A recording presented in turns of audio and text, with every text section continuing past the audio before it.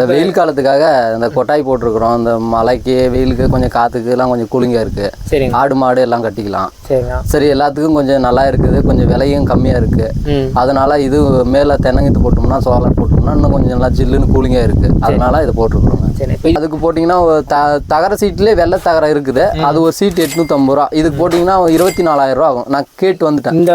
இந்த கொட்டாய் 28 அடியில் ஸ்கொயர் ஃபீட் 28 அடி இருக்கு.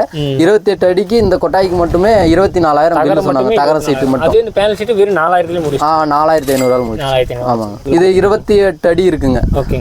குறுக்க பார்த்தீங்கன்னா நீட்டம் 28 அடி, குறுக்க 12 அடி. இப்போ எவ்வளோ பேனல் சீட் வந்து இதுக்கு பயன்படுது? இதுக்கு பார்த்தீங்கன்னா 24 கிலோ போட்டிருக்கோங்க. கிலோ எவ்வளோன்னு வாங்கியிருந்தீங்க? கிலோ 150ங்க. கிலோ 150. சரிங்கண்ணா. இப்போ இது வந்து மெயினாக போட்டிருக்கிறதுக்கான பர்பஸ் என்னத்துக்காக போட்டிருக்கீங்க? இப்போ ஏன்னா பின்னாடி தக்காளி பழம்லாம் கூட இல்லை, எல்லாமே யூஸ் தாங்க. அதாவது நிழலுக்காக தக்காளியும் கொட்டிக்கலாம், ஆடு மாடு கட்டிக்கலாம், மலைக்கு அந்த இப்போ உட்காரத்துக்கு நல்லா வெயில் காலத்தில் கொஞ்சம் ஜில்லுன்னு இருக்கும். எல்லாத்துக்கும் யூஸ் ஆகணும். மொத்தமாக இதுக்கு எவ்வளோ செலவாயிருக்கும்? மொத்தமாக பார்த்தீங்கன்னா இந்த சிமெண்ட் கம்பம் குச்சி என்கிட்ட கொஞ்சம் இருந்ததுங்க.